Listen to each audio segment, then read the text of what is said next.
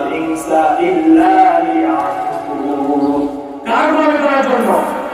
কথা বলেন, কার গোলামি করার জন্য? আল্লাহ। কার ইবাদত করার জন্য?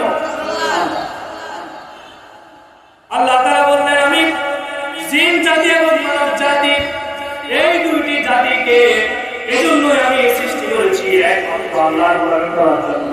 কার গোলামি করার জন্য? আল্লাহ। আল্লাহ তাআলা বললেন, ওয়া খালাকাতুল জিন্না ওয়াল ইনসা ইল্লা লিয়াবুদুন। আল্লাহু আকবার বলবেন না? আমি জিন এবং মানুষকে একমাত্র আল্লাহর গোলামি করার জন্যই এই পৃথিবীতে তাদেরকে আমি পাঠিয়েছি। চিৎকার করে বলুন সুবহানাল্লাহ। আমরা কি আজকে সে আল্লাহর গোলামি করি? করি না। মুয়াজ্জিন যখন মসজিদের মাইকে আযান দেয়, হাইয়া আলাস সালাহ, হাইয়া আলাল ফালাহ, তোমরা নামাজের দিকে এসো, কল্যাণের দিকে এসো। মুয়াজ্জিন যে মসজিদের মাইক থেকে আযান দেয়, এই ডাকগুলো কি মুয়াজ্জিনের ডাক নাকি আল্লাহর ডাক? কথা বলেন, কার ডাক? আল্লাহর ডাক।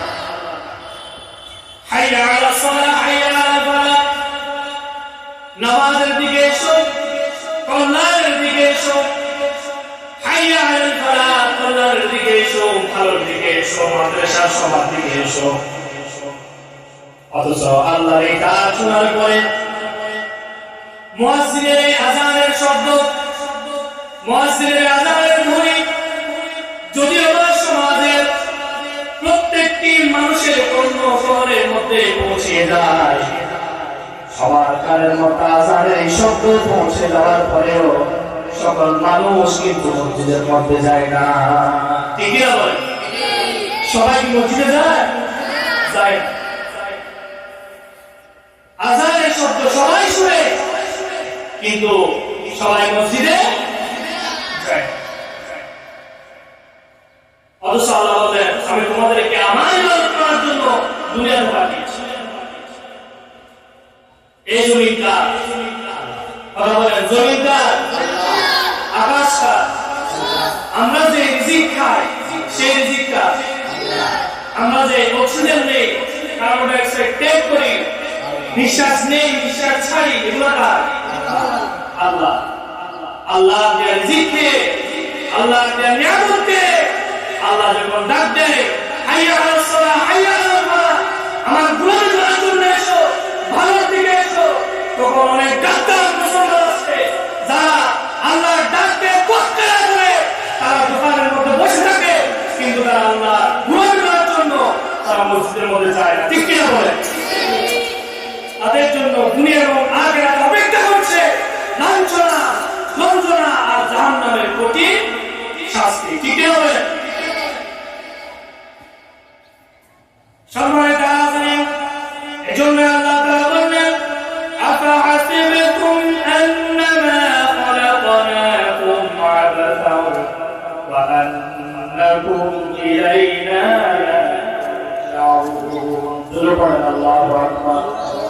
আল্লাহ তাআলা বলেন, তারা কি মনে করছে নাকি, তারা কি ধারণা করেছে নাকি আমি তাদেরকে অনর্থকভাবে সৃষ্টি করেছি?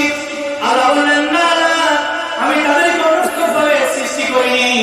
আল্লাহ তাআলা বলেন, ওয়া আন্নাকুম ইলাইনা লা তুরজাউন।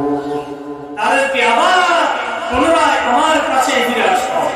কার কাছে ফিরে যেতে হবে? আল্লাহর কাছে ফিরে যেতে হবে। আল্লাহ তাআলা বললেন, ইন্নী জাইলুন ফিল আরদি খলিফা। আল্লাহ তাআলা মানুষদেরকে এই পৃথিবীতে তার খলিফা, তার প্রতিনিধি হিসেবে আল্লাহ তাআলা সৃষ্টি করেছেন। সুবহানাল্লাহ। সম্মানিত হাজিরিন, আল্লাহ তাআলা সূরাতুল কিয়ামাহ 36 নম্বর আয়াতের মধ্যে ইরশাদ করেন, আল্লাহ তাআলা যে মানুষদের জ্ঞান দিতে পারেন নাই, আল্লাহ তাআলা যে মানুষদের জ্ঞান দিতে সৃষ্টি করেন নাই, এর জানান দিচ্ছেন। আল্লাহ তাআলা সূরাতুল কিয়ামাহ 36 নম্বর আয়াতের মধ্যে ইরশাদ করছেন, আল্লাহ তাআলা বললেন,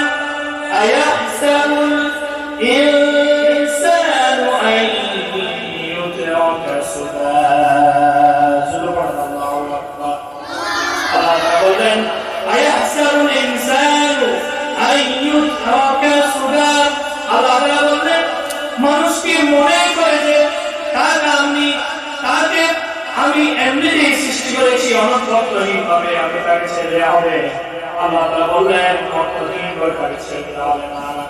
আল্লাহ তাআলা কিয়ামতের দিন এই পৃথিবীতে আমাদেরকে 10 বছর, 20 বছর, 30 বছর, 40 বছর, 50, 60, 70, 100 বছরের হায়াত দিয়েছেন।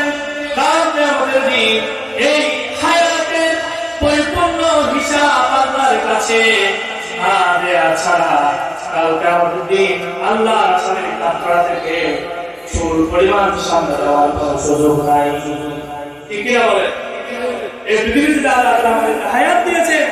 আল্লাহ তাআলা কাল কিয়ামতের দিন প্রশ্ন করবে, ও বান্দা আমি যে তোমাকে হায়াত দিয়েছিলাম 50 বছরের হায়াত, 30, 40 বছরের হায়াত, 100 বছরের হায়াত, তুমি তোমার এই হায়াতকে কোন কাজে ব্যয় করেছো? আজকে আমাকে জবাব দাও। যদি জবাব দিতে পারো তাহলে তোমার জন্য মুক্তি, আর যদি জবাব দিতে না পারো তাহলে তোমার জন্য জাহান্নাম ছাড়া কিছুই না।